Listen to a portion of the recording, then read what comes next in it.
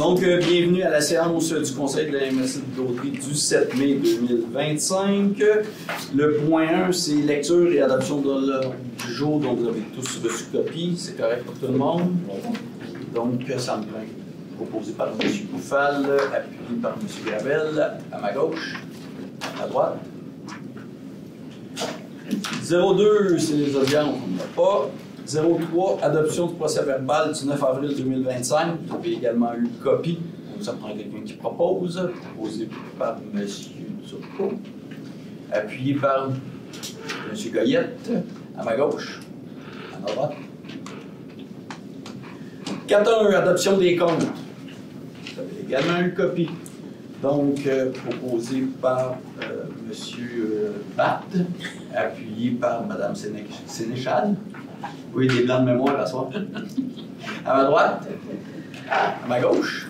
C'est large. Oui, c'est fort possible que ce soit large.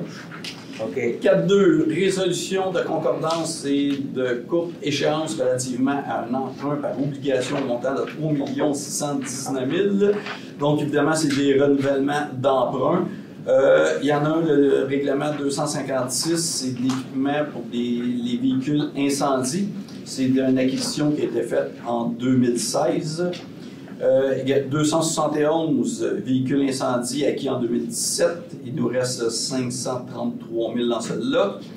298, un emprunt pour le programme du patrimoine bâti du ministère de la Culture et des Communications, 835 000. On sait le ministère de la Culture en patrimoine bâti nous donnait une subvention, mais en fin de compte, le ministère de la Culture nous a dit « Allez en emprunt, on va vous rembourser votre emprunt. » Ça sert à monter la cote de crédit du Québec. Tu vas la maintenir. Oui, c'est ça. Également, le règlement 306, vous savez, c'est des acquisitions d'équipements aussi, là, appareils respiratoires puis compresseurs là, pour nos services d'incendie qui étaient dus. Donc, c'est renouvellement là, pour 3 619 000. Donc, proposé par M. Gravel, puis par M. Bérard à ma droite, à ma gauche. 4.3.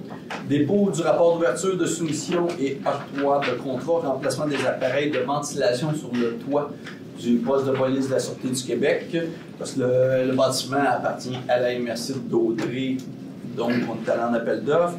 Donc, c'est climatisation Bédard qui était le plus bas soumissionnaire. Ça rentre dans nos estimations budgétaires, 42 570 et 64.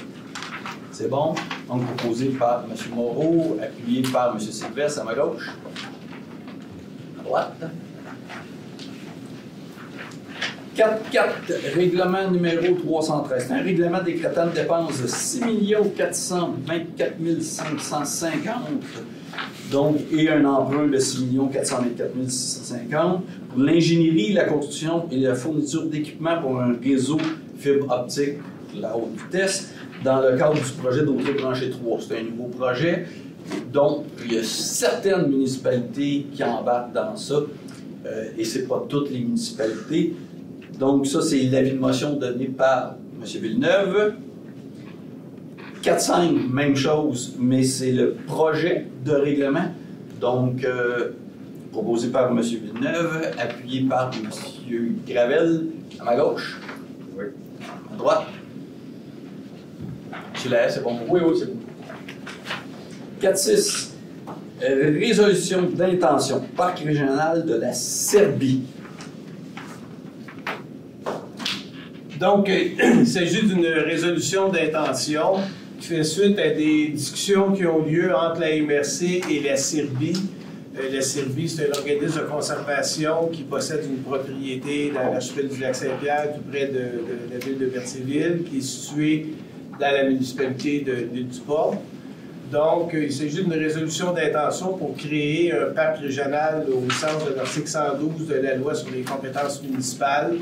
À ce stade-ci, évidemment, il s'agit simplement de poursuivre les discussions avec la Serbie de façon à en venir à une entente de gestion. Le parc, le terrain continue d'appartenir à la Serbie et la Serbie deviendrait le gestionnaire du parc. Et c'est la MRC qui donne la désignation de parc régional, puis éventuellement la MRC adopte la réglementation qui est applicable sur le parc régional. Donc, cette résolution-là va permettre à un comité qui va être nommé tout à l'heure de poursuivre les discussions avec la CIRBI, puis éventuellement avec d'autres intervenants si ça paraît pertinent, dans le but de pouvoir là, désigner cet espace-là comme étant un parc régional. C'est un espace qui est voué principalement à la conservation. Il y a également des surfaces en culture, puis il y a aussi l'interprétation de la nature là, qui est faite sur ce site-là. Donc, proposé par M. Goyette, appuyé par M. Lahaye, à ma droite, à ma gauche. Oui. Et 4.7, création d'un comité de suivi du parc régional de la CIRBI. Donc, créer un petit comité là, qui va travailler sur le dossier. Donc, pour le comité, on avait M. Goyette, on avait M. Sylvestre et M. Buffal. Oui. Donc, ça me prend un proposeur. M. Bérard, M. Lahaye, à ma droite, à ma gauche. Et 4.8, État financier 2024 pour adoption. Donc, notre rencontre de tantôt, on a tous eu la présentation des états financiers de 2024. Donc, ça va me prendre une résolution pour les trois, là, la partie 1. La partie 1, c'est tout le monde qui vote pour les états financiers de la partie 1. Donc, ça me prend quelqu'un qui propose. Proposé par M. Germain, appuyé par M. Turcot, à ma gauche, à droite. Partie 2, bout de fosse septique. Tout le monde, évidemment, sauf Sainte-Élisabeth, qui ne font pas partie de notre programme de vidange des bouts de fosse septique. Donc, ça me prend quelqu'un qui propose. Proposé par M. Bellemeur, appuyé par M. Turcot, à ma gauche, à ma droite. Partie 3, ORH, même chose, c'est ceux qui font partie de l'ORH, évidemment, pour la partie 3. Donc, proposé par M. Jean-Luc Batte, appuyé par M. Buffal, à ma droite, à ma gauche. 4.9, lancement d'appel d'offres publiques pour l'aménagement d'un lieu d'accueil à Saint-Norbert, Fonds Région et Ruralité, volet 3. Donc, j'ai lancé l'appel d'offres pour l'aménagement du site pour signature d'innovation, proposé par Mme Deschâtelain. Appuyé par M. Turcot à ma gauche, à ma droite. 4.9B. Donc, même chose, B pour Saint-Gabriel de Brandon, proposé par M. Frigon, appuyé par M. Gravel à ma gauche. Non, ça c'est ma droite. C'était pour vous jouer là, je voulais voir si vous suiviez. À droite. À gauche. Merci. 4.10, résolution d'intention parc régional Chenal du Nord. Donc, il s'agit d'une résolution qui fait suite à l'adoption de résolutions par certaines municipalités du pôle Berthier, qui vise le terrain qui est le parc du Chenal du Nord, évidemment avec le site adjacent qui appartient à la ville, qui est l'ancien site de la Great Lake Carbone. Et le sens de la résolution des municipalités, c'est d'éventuellement créer sur ce site-là un espace public qui pourrait avoir éventuellement un caractère régional. La résolution de la MRC, ce qu'elle dit, c'est qu'elle juge ce projet-là d'intérêt. Donc, maintenant, il y a éventuellement un petit organisme ou en tout cas une structure là, qui sera créée de façon à poursuivre l'évaluation des possibilités d'utilisation du site. Il y a certaines limitations actuellement pour l'utilisation du site. Maintenant, il s'agit de voir dans quelle mesure ces limitations-là peuvent être levées et à quel coût. Donc, proposé par M. Lahaye, appuyé par M. Batte, ou c'était juste un... M. Batte, à ma droite, à ma gauche. 14, route 138, route verte. entre Lanoraie et Sainte-Geneviève de Berthier, état de la route verte. Effectivement, ils sont en train de pousser au travail. Monsieur Villeneuve, vous avez sa parole. Voulez-vous lire la résolution avant, M. le Président? Voulez-vous la lire au complet avant, s'il vous plaît? Résolution. On est un petit peu. Là. L'avez-vous? Je l'ai ici, sinon.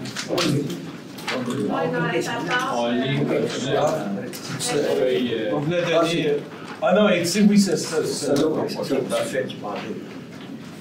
Donc, la résolution, considérant qu'une portion d'environ 7 km de la route 138 entre la municipalité de Lanoraie et Sainte-Geneviève de Berthier est dans un état lamentable et que cette situation perdure depuis des décennies, malgré les multiples représentations faites auprès de la direction régionale du ministère du Transport du Québec. Considérant que la route verte numéro 5 est aménagée à même les accotements de la route 138 entre La Valtrie et Sainte-Geneviève de Berthier, sauf sur cette portion de 7 km, ce qui crée une discontinuité de cet axe cyclable qui relie les deux principales villes du Québec. Considérant qu'il est de la responsabilité du ministère du Transport du Québec de compléter la route verte sur ce tronçon de la route numéro 138, considérant qu'il est inacceptable que le ministre réponde à la MRC de Dautrey que cette dernière devrait déposer une demande d'aide financière dans le cadre du programme VELOS numéro 3 afin que la MRC ou la municipalité de Lanoraie complète la route verte. Considérant, oui, c'est assez étonnant, hein? Déposons un programme de subvention pour faire une route provinciale. Considérant les nombreuses représentations depuis des décennies auprès des différentes instances, ministère de la Sécurité publique, ministère du Transport et de la Mobilité durable, ministère du Tourisme, la direction régionale Laurentide-Lanaudière, considérant les nombreux appuis depuis obtenus au fil des décennies pour créer cette situation. Corriger cette situation. J'haïs pas ça.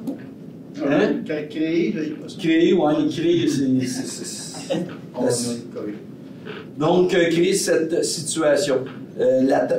Il y a eu des appuis de la table des préfets de Lanaudière, Tourisme Lanaudière, Vélo Québec, Sûreté du Québec, tous nos services de sécurité publique. C'est épouvantable en intervention passée là. Considérant que malgré toutes les démarches effectuées auprès du ministère des Transports, la situation non seulement n'a pas été corrigée, mais qu'elle s'aggrave au point de mettre en danger les cyclistes, les piétons, les automobilistes, on va rajouter les motocyclistes, dans un danger, qui s'y aventurent, de provoquer par le passage de très nombreux véhicules des vibrations menaçant l'intégrité de nombreuses résidences et autres infrastructures. Considérant qu'à l'été 2024, le ministère du Transport a détourné la circulation pour effectuer des travaux sur l'autoroute 40, accélérant par le fait même la dégradation de cette portion du réseau routier, tout en mettant à mal la santé des gens qui y demeurent ainsi que leur habitation. Considérant que malgré tout ce qui précède, rien de significatif n'a été réalisé afin de rendre cette portion de route sécuritaire. Donc, il est proposé que la MRC demande qu'une rencontre soit organisée de façon urgente auprès du bureau du premier ministre du Québec afin de convenir d'un plan d'intervention concret avec un échéancier précis afin de sécuriser à très court terme cette portion de route. Un petit peu comme l'hôpital Maisonneuve.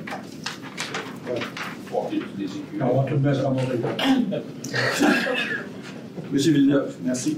Alors, vous aurez compris que c'est vraiment la portion à la fin du village, côté est de Lanoraie, jusqu'à la fin de Sainte-Geneviève-de-Berthier à l'ouest, sur le bord de l'eau. C'est supposément la route verte, mais elle n'est pas conseillée c'est pas conseillé par Vélo Québec de prendre ce tronçon-là. Il ne faut pas passer là, en fait, en vélo, c'est extrêmement dangereux. C'est la route verte, mais c'est aussi le chemin du roi. C'est quand même pareil. Moi, j'ai toujours entendu de la part des personnes qui interviennent sur le chemin du roi, quand on intervient sur le chemin du roi, on fait ça de plus beau qu'ailleurs parce que c'est le chemin du roi. Alors là, ça manque beaucoup d'avenir. Mais c'est aussi une route nationale. C'est pas une route de campagne. Ce ne serait pas acceptable non plus une route de campagne. C'est une route nationale. C'est quand même Panoramique. Panoramique, absolument. C'est une route touristique très fréquentée l'été par beaucoup de cyclistes. Nous, les gens qui nous demandent, parce qu'il y a des gens qui font des expéditions en vélo, c'est que tu dis expédition pour le Nord-Est. Alors, ils nous demandent s'ils peuvent passer. Et la réponse, c'est toujours oui, vous pouvez passer. Mais assurez-vous d'avoir de la sécurité à l'arrière et à l'avant du groupe pour être sûr qu'il n'arrive pas d'incident. Juste faire une petite historique, tout petit historique. Années 60, 70, 80, c'est une route panoramique à l'époque, c'est pas si pire, il n'y a pas beaucoup de trafic. Hein? Rappelez-vous, c'était exponentiel l'augmentation du trafic, mais à l'époque, il n'y avait pas beaucoup de véhicules. C'était quand même correct. Mais il faut savoir que cette portion de route-là, il y a eu du remblai pendant des décennies. 30 ans, 40 ans, 50 ans, 60 ans, du remblai. C'est le remblai que lorsqu'on répare les nombreux bris d'aqueduc que nous avons sur cette portion-là, à cause justement, quand ils ont dévié le trafic l'année passée de l'autoroute sur cette portion de route-là, ça a fragilisé l'aqueduc qui est sous l'asphalte. Il y a 16 pouces d'asphalte. Pas compliqué, il y a 16 pouces d'asphalte. Pour vous dire que ça fait des décennies, là, ils rajoutent. Le problème, c'est que le fond, l'assise n'est pas bonne, c'est pas homogène. La partie Sainte-Geneviève a été refaite 1290 de mémoire. Au complet. Je me rappelle, à l'époque, ils ont arraché sur 2 mètres de profond, ils ont tout refait l'assise comme il faut. Elle commence à s'abîmer un peu, mais c'est quand même pas mal. Pour ce qui est le golf, elle est superbe, il n'y a pas de problème, mais c'est juste quand on se dirige vers le nord, elle commence à un peu beaucoup se dégrader. En 99, donc il y a 26 ans, 99-2000, j'avais demandé une rencontre, et la rencontre s'est tenue à la Noret. Il y avait la Sûreté du Québec, Vélo Québec, Tourisme Anaudière, le ministère des Transports, et j'en oublie probablement. On s'est rencontrés pour voir comment on pourrait régler la situation, parce que c'était déjà un désastre à l'époque. Et on avait eu une très belle collaboration du MTQ, de tout le monde d'ailleurs, avec du MTQ qui s'était engagé à faire les plans pour recentrer la route et la corriger. Et ils ont livré la marchandise. Le plan qu'ils nous ont livré, là, il est à peu près ça d'eau, puis il ferait le tour de la pièce ici. Mais non, mais c'est extraordinaire parce qu'ils ont identifié les poteaux, les arbres, les maisons, les cabanos, tout. C'est vraiment des... Donc, ils ont fait comment on appelle ça, des fiches techniques. Des fiches techniques pour chaque immeuble. Il y a à peu près 190 immeubles. Et ils s'étaient engagés à faire pas des expropriations, mais du gré à gré, parce qu'en recentrant la route, des fois, ils prennent 10 cm sur 40 mètres d'une propriété pour pouvoir avoir les espaces requis. Ils ont fait du gré à gré. Ils ont une soixantaine d'acquisitions de gré à gré pour justement permettre que le nouveau tracé soit mis en place. Il en manque encore 120 ou 130. Mais là, il n'y a plus rien qui se passe depuis 2012, je dirais, là, c'est silence radio. Il n'y a plus rien qui se passe. Et là, je l'ai dit tantôt, mais je vais le répéter, lorsqu'ils ont détourné l'année passée la circulation de l'autoroute des véhicules lourds, mais quand on dit lourd, là, des tiges d'acier de 2 pouces d'épais chargées sur des plateformes là, doubles. Moi, j'ai vu ça, là, ils ont fait ça, ils ont passé de nuit. Et ce qu'il faut savoir, c'est pas un sol homogène, puis il n'y a pas de drainé. Donc, même l'été, la fin du printemps, l'été après le dégel, le sol est encore gorgé d'eau. Et la vibration, vu que c'est pas homogène, évidemment, ça brise le réseau d'aqueduc. On a eu 5 bris. Depuis qu'on passait, on a eu 5 bris. Alors oui, je veux bien la refaire, la route, parce que quand on a un bris, il faut couper l'asphalte. Je veux bien la refaire, là, mais ça va être long. On s'entend? Alors, ça n'a aucun sens. Alors, moi, ce que je demande à la MRC ce soir, puis en passant, je veux souligner la présence de Mme Lynne Clermont, qui est conseillère à la Noret et qui est aussi présidente du comité de sécurité routière. Alors, c'est une préoccupation chez nous. Vous passez parfois aussi, puis les gens qui nous écoutent, vous passez tous là. Là, il faut que ça arrête, il faut corriger la situation. Alors, moi, ce que je demande au maire, c'est demandons une rencontre auprès des responsables du bureau du premier ministre. Et j'aimerais mieux qu'on remplace auprès des responsables, et non pas auprès du bureau. Auprès des responsables du bureau du premier ministre pour justement une rencontre d'urgence. Parce que là, il faut faire quelque chose maintenant, il n'est pas trop tard, au moins à très très court terme. Refaire de l'asphalte aux endroits où il n'y en a plus. Bien, il y en a 16 pouces, il y en a encore, là, mais c'est du décanotage, il y a des trous, il n'y a pas d'accotement. Il y a un accotement, mais en pierre, avec des trous aussi, bien sûr. Accotement insuffisant. Donc, c'est carrément c'est une histoire d'horreur. C'est une histoire d'horreur. Puis hier, on a eu une assemblée du conseil fort populaire à la Noret, et M. Vincent Brouillette, qui était à la salle, a fait une belle intervention. Je ne pense pas être capable d'être à la hauteur de son intervention parce qu'elle était vraiment bonne. Il a vraiment décrit l'exaspération de la population. Il faut régler cette situation-là et on ne peut pas continuer comme ça. Alors donc, voilà, moi je propose que si jamais, et j'ose espérer, on aura une réponse, mais une réponse positive de la part des responsables du bureau du premier ministre, alors moi j'invite l'ensemble des maires de la MRC, je paye l'essence. Puis on va se rendre au Québec. On est électrique. Moi aussi, électrique, je fais un covoiturage. Alors, on va y aller en délégation.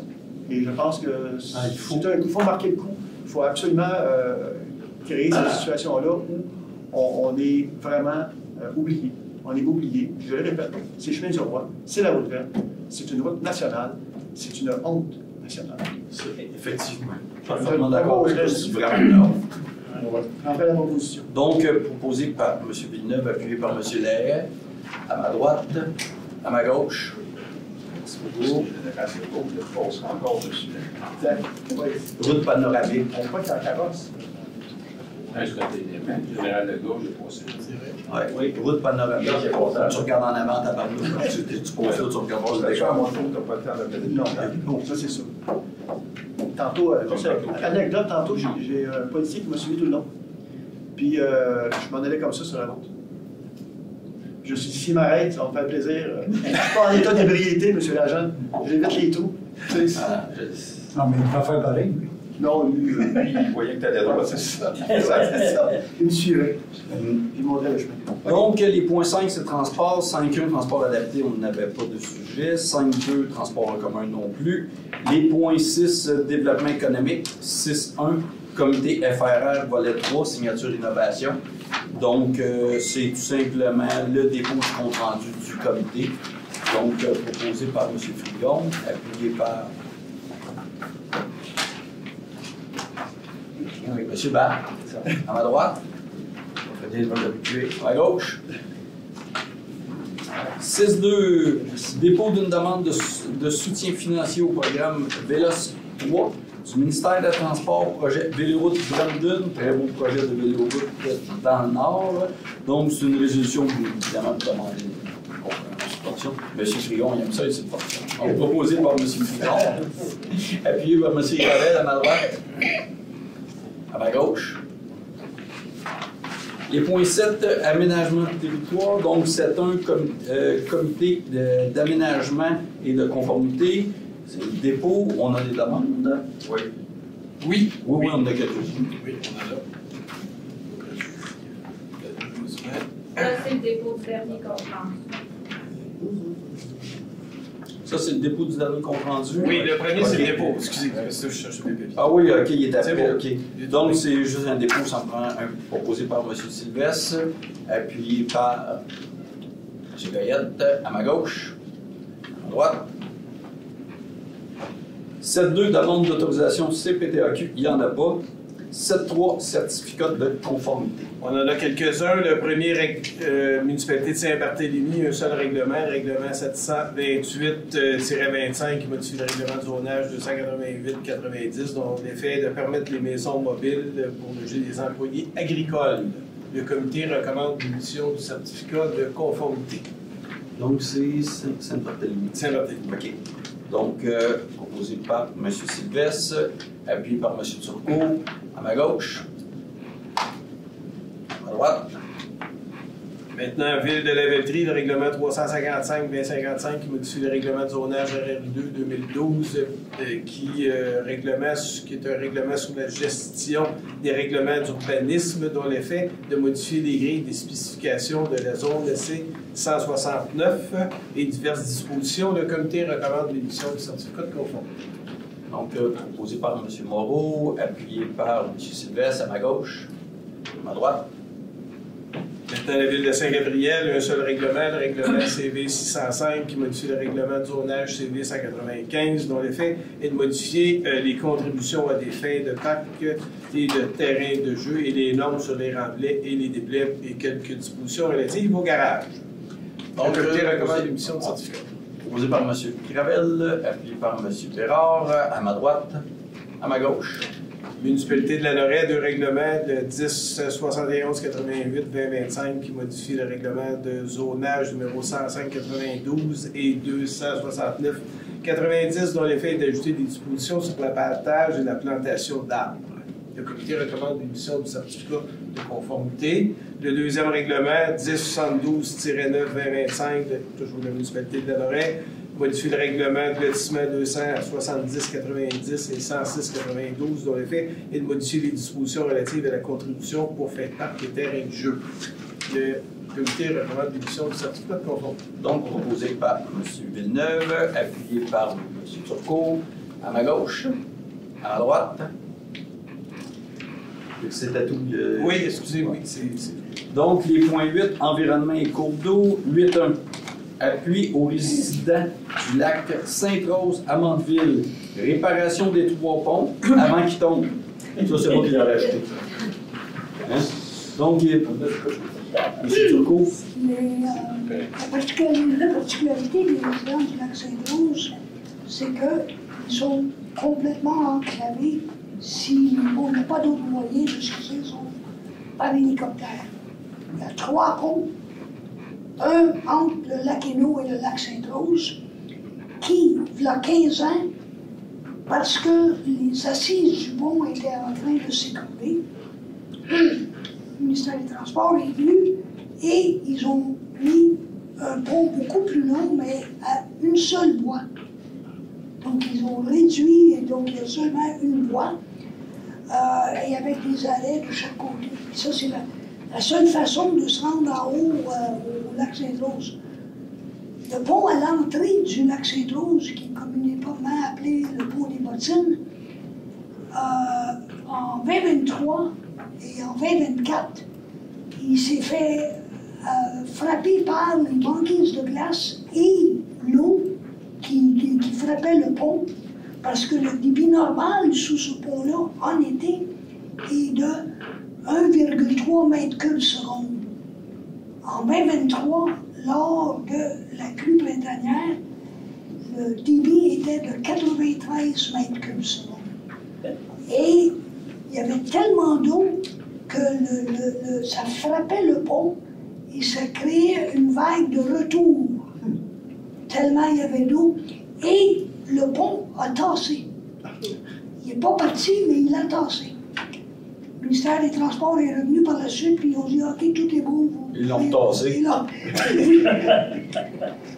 Cet hiver, en plein hiver, le pont à la charge du lac, ils ont décidé, du jour au lendemain, de baisser le tonnage permis sous le pont parce que les solives en dessous sont percées par la rouille. Ils l'ont baissé de 21 tonnes à 5 tonnes.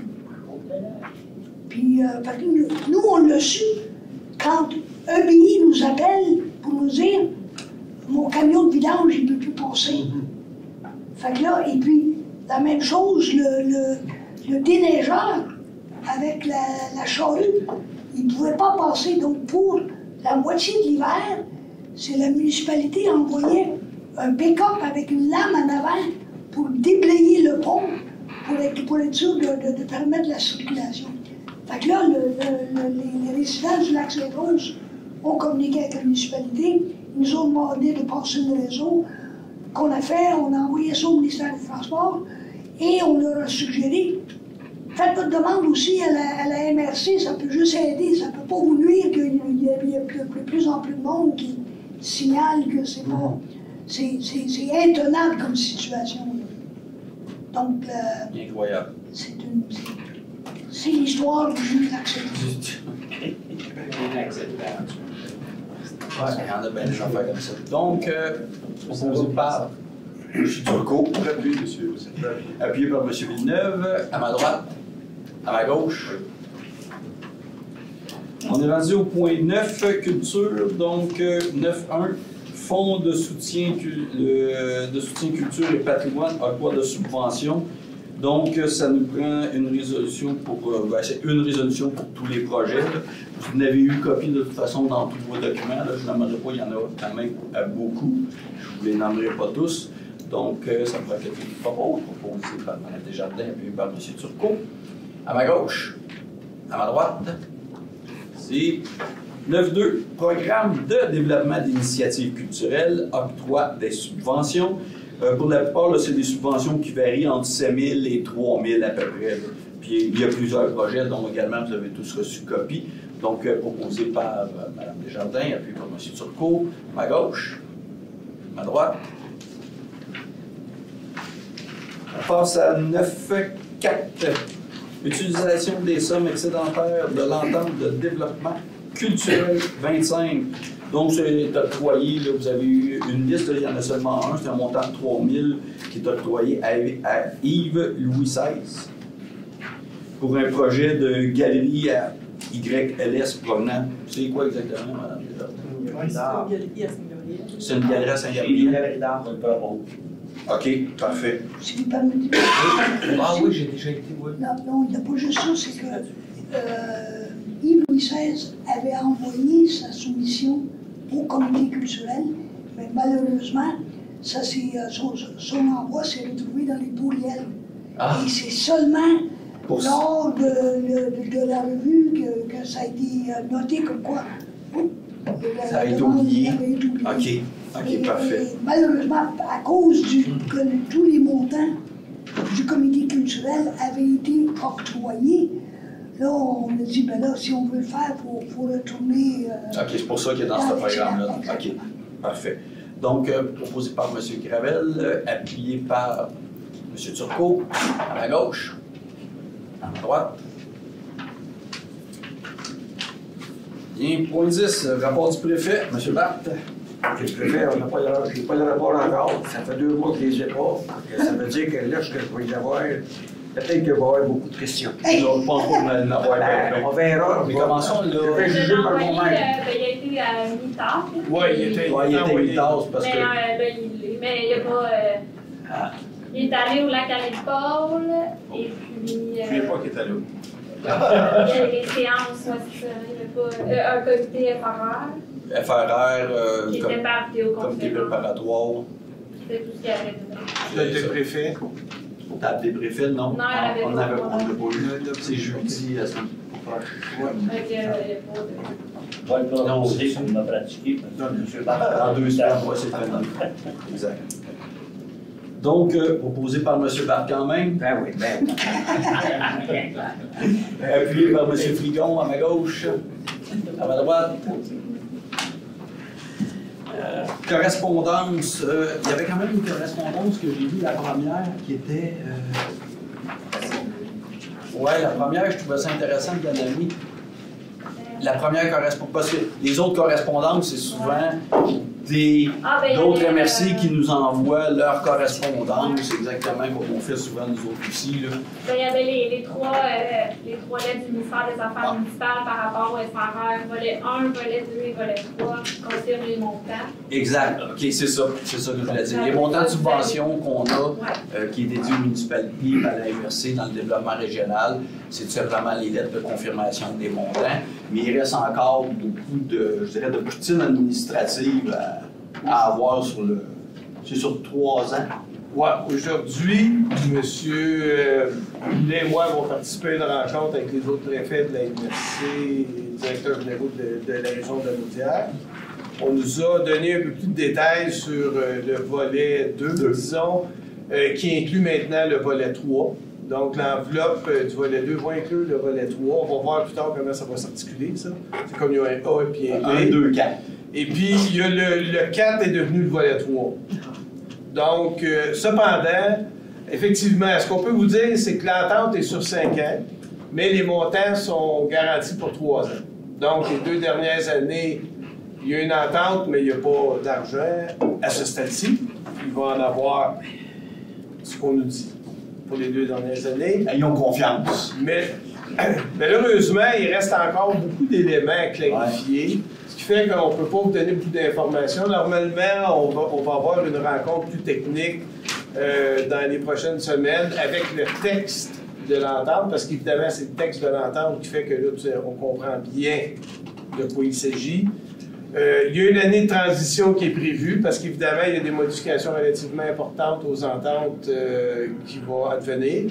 On n'est pas capable de vous dire exactement jusqu'à quel point, mais il va y avoir des modifications. Ça va modifier un peu les choses. C'est ça. Là, on n'est pas en mesure de vous dire exactement quoi. Puis l'année de transition, c'était une espèce d'entre-deux, mais on n'a pas beaucoup de détails sur comment va se faire l'entre-deux. Fait que malheureusement, on a eu des informations, mais pas assez pour qu'on puisse là, vous donner là, des détails significatifs. Mais ce qu'on en comprend, c'est que, par exemple, notre programme PAC rural, ça va se poursuivre. Beaucoup d'éléments qui vont être similaires, mais il va quand même y avoir des modifications là, quant à l'utilisation de ces enveloppes-là. Mais l'année de transition n'est pas nécessairement notre année budgétaire. Non, bien, c'est toujours c'est l'année budgétaire du gouvernement. Hein, non, mais c'est l'année budgétaire du gouvernement. Ce qui fait que l'année de transition fait que nous autres, les municipalités, on a adopté nos budgets. La MRC a adopté son budget 2025.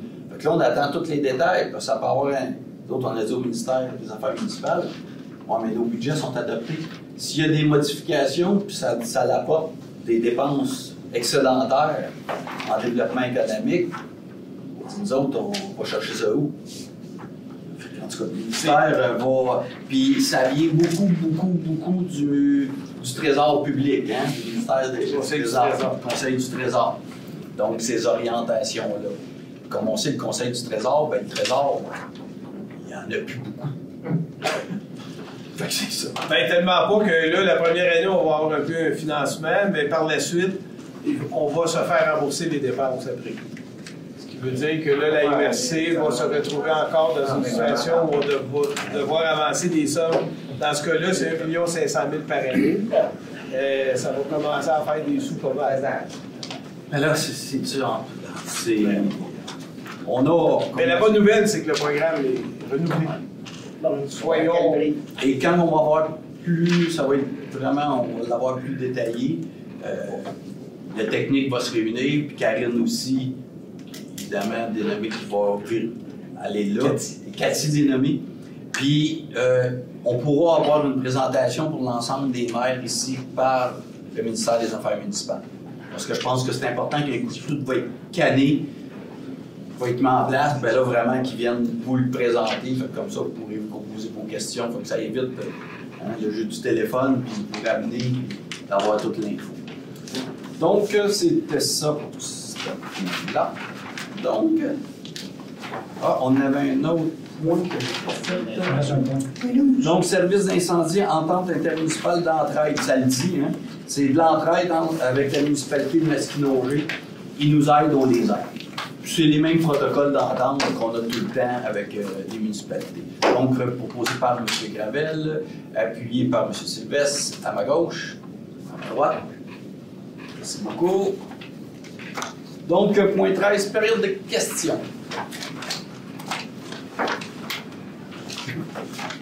Oh, tu peux rester, on t'entend bien. OK. Je voudrais savoir, là, vous avez voté le projet de règlement concernant la municipalité de Lanaudière sur règlement modifiant les règlements de lotissement. Et je voudrais juste, vous êtes peut-être plus rapide que moi là-dessus, mais il y a une portion de ce règlement-là qui fait référence au redéveloppement. Et selon la loi de sens d'aménagement et d'urbanisme, ça serait peut-être plus adapté à un règlement de zonage, cette partie de redéveloppement-là. Parce que là, du redéveloppement du lotissement, c'est pas compatible, ou c'est la libellée qu'il y a une petite coquille, quelque chose. Ça serait peut-être juste de vous pencher là-dessus pour bien l'intégrer. En fait, nous, on reçoit les règlements des municipalités locales et ce qu'on doit vérifier, c'est si le règlement est conforme ou non aux dispositions du schéma d'aménagement. Maintenant, c'est à la municipalité locale de s'assurer que son règlement respecte les dispositions législatives, les pouvoirs qui sont accordés aux municipalités. Écoutez, je ne veux pas rentrer dans les détails des droits là, sur les fins de parc, mais la municipalité a quand même la loi donne beaucoup de latitude aux municipalités à cet égard. Quand on regarde la loi sur l'aménagement et l'urbanisme, il y a beaucoup de latitude qui est laissée à la municipalité, beaucoup plus que c'était, par exemple, une quinzaine d'années où c'était un pouvoir qui était beaucoup plus encadré. Mais je ne pourrais pas me prononcer sur ce règlement-là. Ce n'est pas vraiment le rôle de la MRC d'évaluer si le règlement Exact. est vraiment, à moins que ce soit une illégalité patente, là, on présume que les municipalités ont fait leur validation. Les autres, c'est vraiment conforme au schéma d'aménagement. Il ne faut pas qu'ils dérogent au conforme. Il faut que ce soit conforme, M. Pinel. Je vous invite à contacter le département d'urbanisme et ils vont pouvoir répondre à votre question. C'est juste parce que vous avez voté là-dessus ce Ben, c'est soir. parce qu'on vient de nous expliquer que ici, on regarde si c'est conforme avec le schéma d'aménagement, c'est le rôle de la MRC de faire ça. Parfait. Mais c'est pas d'aller dans le détail et l'interprétation du règlement. Bon, on Exact. formule une demande à Ah oui, sur la municipalité. ça fait plaisir. Merci.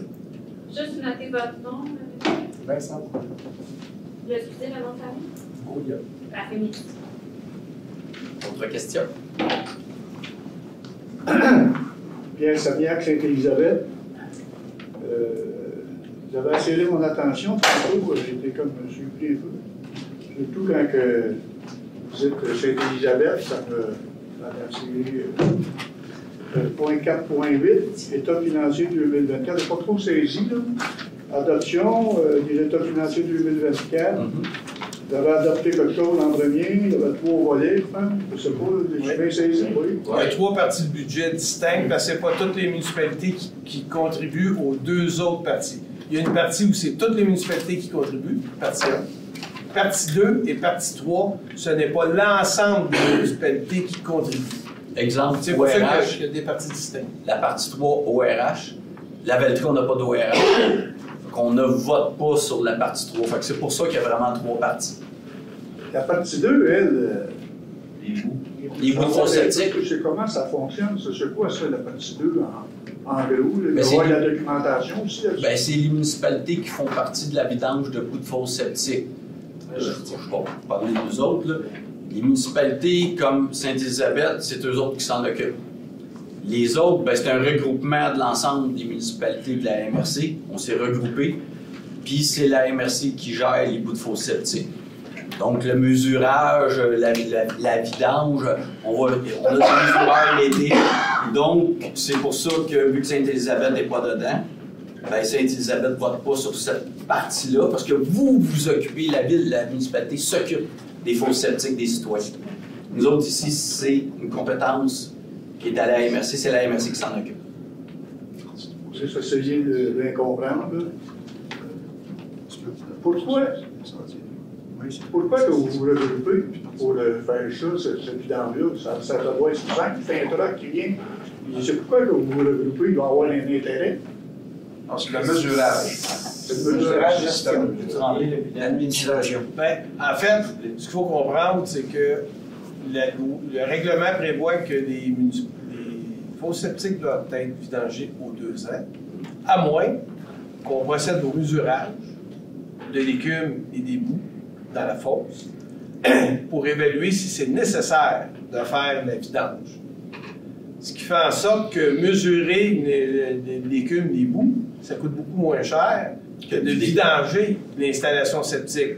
Donc, l'intérêt de procéder, parce qu'il y a 2 volets, l'intérêt de procéder à la mesure avant de procéder à la vidange, c'est qu'on fait beaucoup moins de vidange. Donc, il y a une économie importante pour les citoyens des municipalités concernées parce qu'on arrête de vidanger les fosses pour rien. L'autre élément, le regroupement permet de se doter d'une équipe qui est capable d'aller faire les mesures, de faire la gestion de tout ça, parce qu'il faut compiler les résultats, etc. Puis, évidemment, le fait de se regrouper, normalement, ça nous assure un niveau de compétence qui est bon avec des coûts raisonnables. Oui, puis il y a un service dédié à la MRC que vous pouvez contacter en tout temps pour des informations. Nous, on le fait à la Noret. C'est compris dans le forfait, si j'ose dire ça comme ça. Alors, la dame se déplace ou le personnel peut se déplacer, aller voir s'il y a un problème. Sauf à Sainte-Élisabeth, on fait partie Oui, de ça. il y a 150 fosses à geler dans notre municipalité. Puis, ça veut dire qu'aux 2 ans, avant de vidanger, il y a quelqu'un qui a la formation qui va passer dans ce municipalité. Peut-être, je ne sais pas chez vous. Là. Non, mais je parle juste de comprendre. Oui, c'est juste pour le comprendre. C'est ça. Les autres, ils mesurent. Je ne sais pas comment ça marche. Le mesureur passe à tous les ans, on engage des mesureurs. Les mesureurs vont passer, vont mesurer les fosses septiques, tous les ans. Oui, à tous les ans. Sauf l'année où quelqu'un a été vidangé. S'il mesure, puis là, ben, il vidange, ben, l'année d'après, cette adresse-là, ils ne la feront pas parce qu'elle a été vidangée l'année d'avant.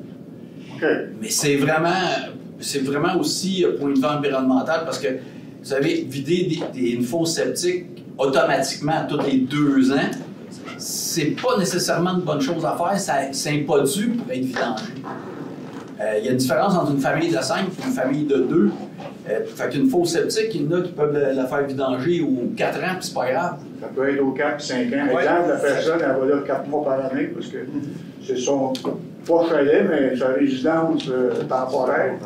Fait que s'il mesure, ça peut être même aux 5-6 ans, parce qu'il est moins 2-3 mois par année. OK. OK, je comprends votre politique.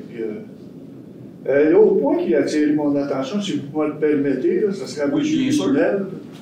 Je ne sais pas si il y a eu une assemblée extraordinaire ou chose hier. Puis, pourquoi que, je ne sais pas si je peux, là, attendez un peu, il y avait eu un communiqué qui disait la NOREM rédaction un projet que vous avez parlé hier, vous coûtez jusqu'à 10 de la valeur de vos terrains, puis c'est pour de l'argent que vous allez récolter.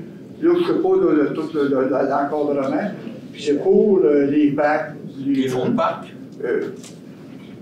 Pour fin de parc, terrain de jeu et espace naturel, c'est le titre épisode. Voulez-vous, d'abord, c'est bien que vous posiez la question parce que dans le fond, c'est pas un communiqué, c'est un citoyen qui possède une page Facebook, un groupe Facebook, qui a écrit des trucs. Qui a écrit des trucs, disons, je veux le dire poliment, des sophismes, demi-vérités, des éléments qui ne sont pas tout à fait vrais. Et hier, on a pu clarifier ça avec les gens. Je suis content de vous en parler. Il y avait 150 personnes sur Facebook en direct qui suivaient la séance. Et il y avait 40 de personnes dans la salle. Et ça a permis, justement, en fait, on peut penser à Pierre et Leloup, là, parce qu'on comparait, entre autres, le règlement, tantôt, sur les arbres.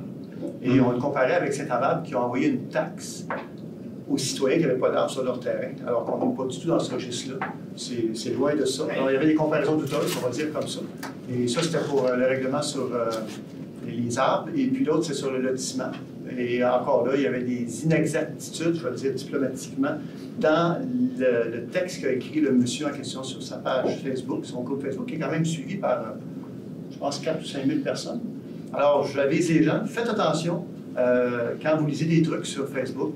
Appelez la municipalité, que ce soit dans n'importe quelle municipalité. Appelez la municipalité, il y a beaucoup de désinformation, il y a beaucoup de demi-vérités. Et hier, ça nous a permis d'avoir une belle séance, d'avoir plein de gens et de clarifier la situation. Ça se vit dans... Je pense que M. le préfet pourrait vous en parler longuement. Lui, ici, a vécu ça la semaine passée. Le mois passé. La séance du mois d'avril. Exact. Alors, vous savez, ce qu'il faut comprendre, moi, là, quand je me couche le soir, là, je ne rêve pas à comment je pourrais taxer davantage le monde. Ce n'est pas un rêve que je fais. Au contraire, j'essaie de voir comment on peut être optimal avec les deniers publics auxquels on doit faire très attention. Et puis, donc, c'est pas du tout mon objectif. Oui?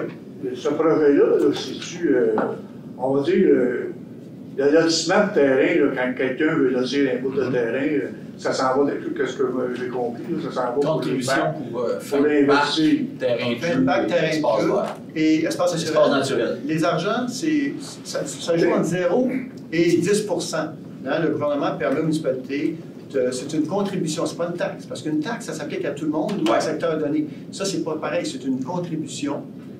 Et donc, ça s'applique aux gens qui vont construire une maison sur un terrain.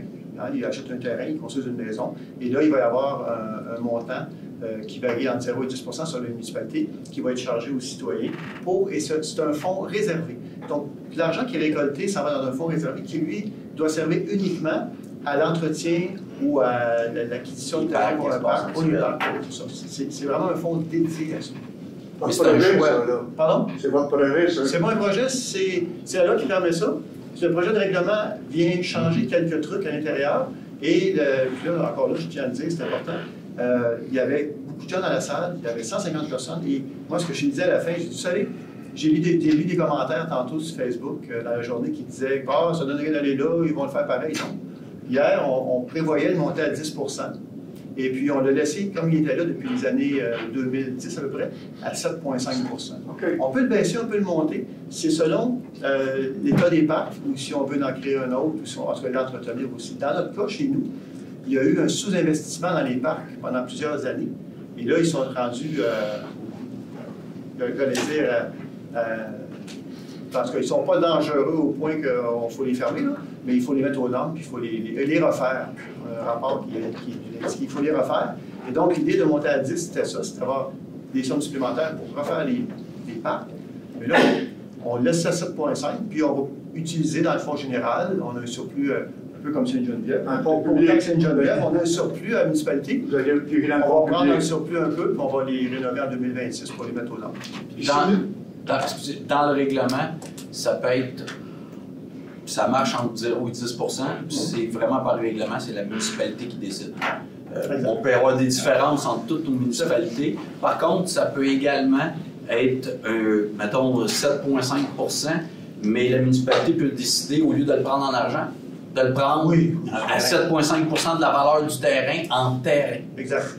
Donc, s'il y a un nouveau développement, une municipalité pourrait décider, au lieu de prendre de l'argent, 7,5 je vais prendre 7,5 de terrain sur un immense terrain pour faire un nouveau parc. Fait qu'on peut le prendre en terrain ou en argent, tout dépendant des circonstances. Ça peut être une combinaison des deux aussi. Absolument. Il y a une marge de manœuvre importante. Comme hier, nous, on a rajouté les servitudes. Oui. Donc, si Les servitudes? Les servitudes, simplement. Si on avait une servitude, à un moment donné, quelqu'un qui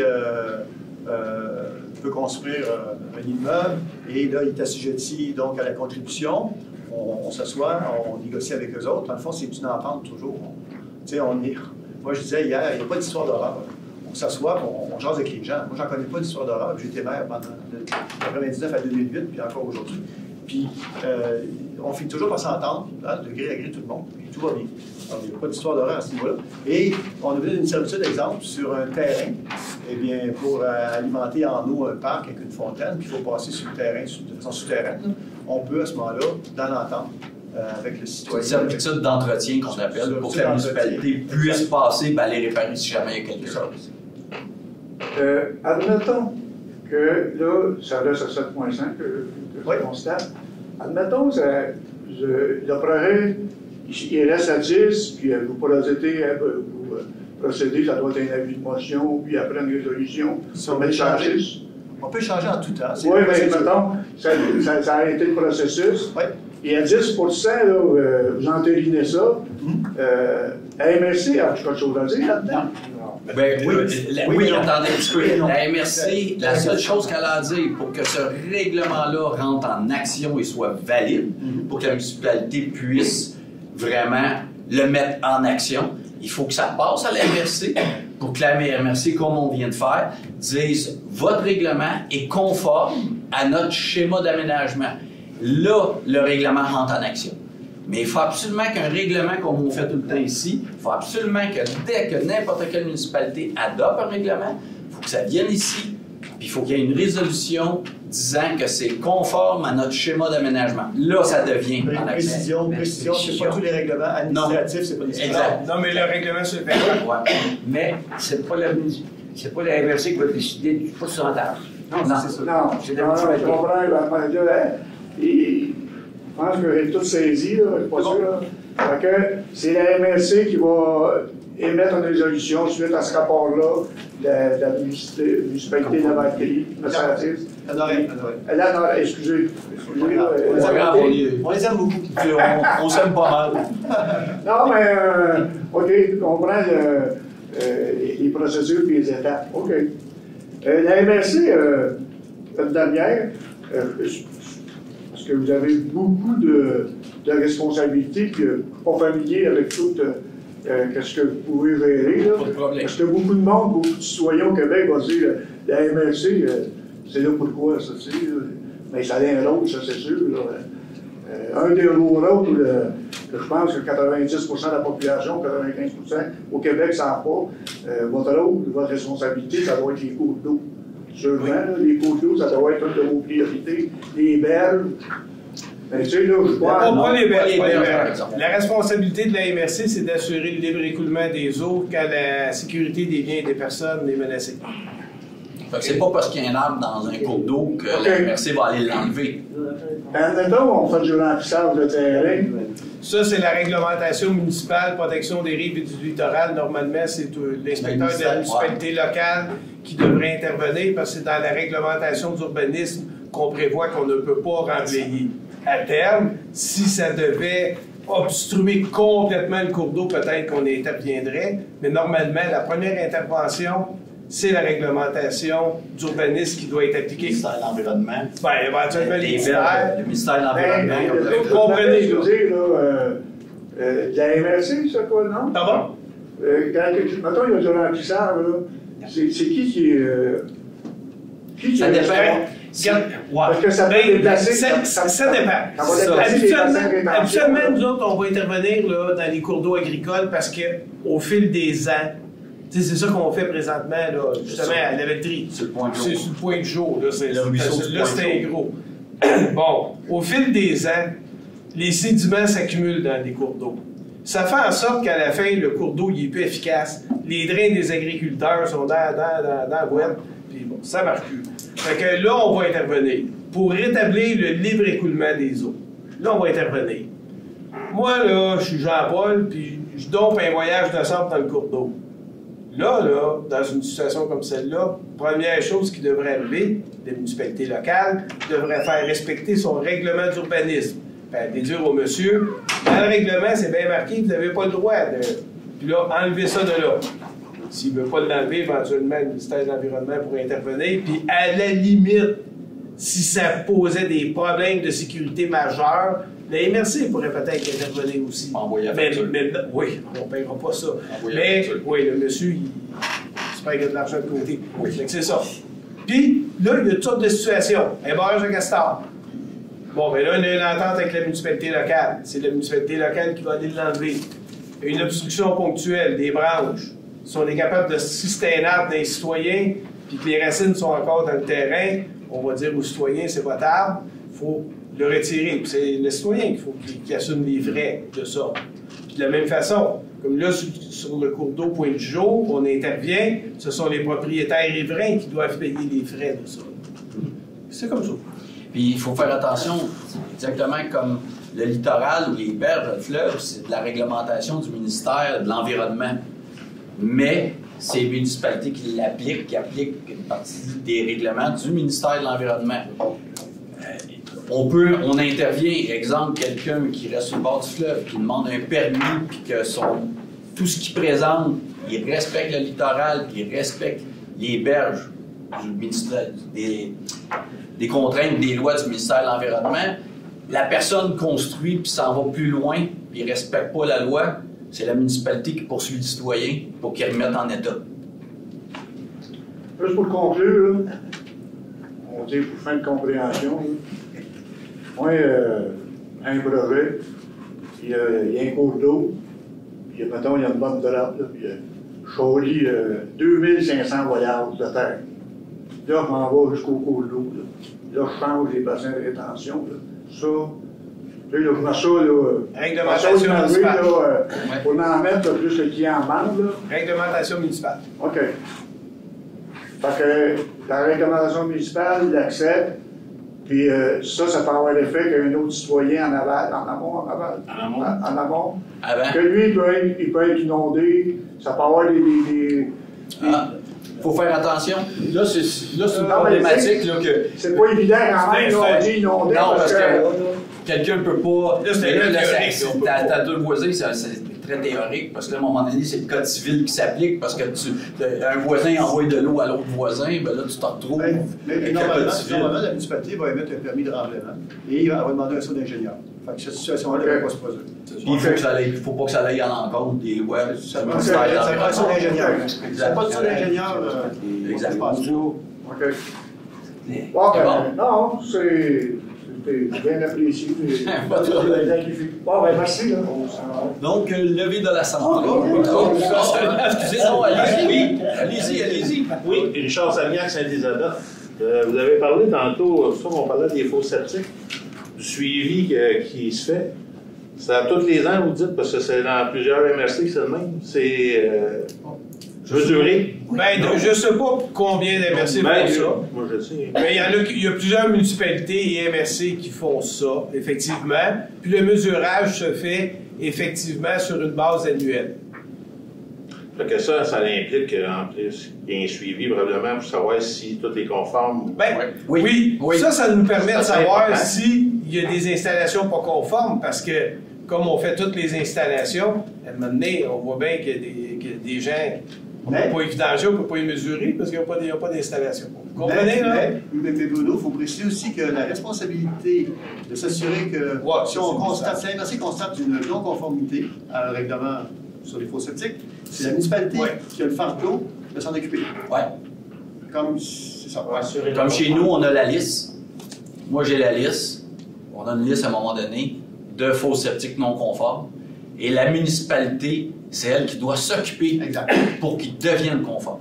La municipalité, comme nous autres, la liste, on a envoyé des lettres à tout le monde qui ont tant de temps pour venir chercher un permis pour le faire. S'ils ne le font pas, la municipalité peut aller en règlement d'emprunt, le faire, puis envoyer la facture aux citoyens. Mais c'est toujours mieux quand c'est le citoyen qui se fait faire un prix. Parce que vous êtes dans MRC? Non, c'est la loi provinciale. C'est le ministère de l'Environnement. La responsabilité municipale. Oui. Tu vois, le gouvernement fait des lois puis il nous envoie ça à nous autres. Maintenant, c'est pas dans une municipalité qui s'occupe pas de ça. On va où avec ça? Il faut savoir que les municipalités... Il y a des municipalités, techniquement parlant, si c'est pas conforme, c'est une responsabilité municipale. Puis si, comme nous autres, on peut ne pas vidanger, techniquement parlant, une fausse, corrige-moi, mais c'est aux 2 ans qu'ils sont obligés de vidanger. Oui. Techniquement parlant, s'il n'y a pas de mesurage qui se fait, les faux sceptiques, il faut qu'ils soient vidangés aux 2 ans. C'est ça, tu es supposé arriver avec ta facture. Puis, là, il y a toutes sortes de façons de fonctionner, dépendamment des municipalités, mais effectivement, habituellement, c'est la facture que la municipalité va exiger aux 2 ans. En fait, je suis gars. En plus, pour aider les citoyens, il y a des subventions pour ça, jusqu'à 5 600 pièces par citoyen. Pour aider les citoyens vers le faux sceptique quand ils sont là. Ça, faut-tu que tu sois dans la MRC? Au Québec. C'est ça. 5 600 pour se conformer. Faire des fédérations. Ils donnent jusqu'à 5 600. Jusqu'à. Ça peut être 4 000. Ça peut être 1000. Pourcentage. Oui, mais c'est 10 000, ils vont donner. L'excédent est déductible. Pardon? L'excédent est déductible. Exact. Oui. Nous, à Sainte-Élisabeth, c'est qui s'occupe de ça pour gérer ça? Mais c'est juste... Non, mais c'est parce que je sais. Non, mais si vous me permettez, par contre, là, on est à la MRC. Ah, OK, si vous avez une question à poser au conseil de ville... OK, non, parce que je voyais tantôt que je posais des questions. Oui, mais ça, on a fait une exception. On a fait... Merci. Moi aussi, je te remercie. Donc, levé de l'Assemblée, proposé par M. Gravel, appuyé par M. Germain. À droite. À ma gauche. Ben, merci beaucoup tout le monde. Merci. Bonne fin de soirée. Merci. Merci.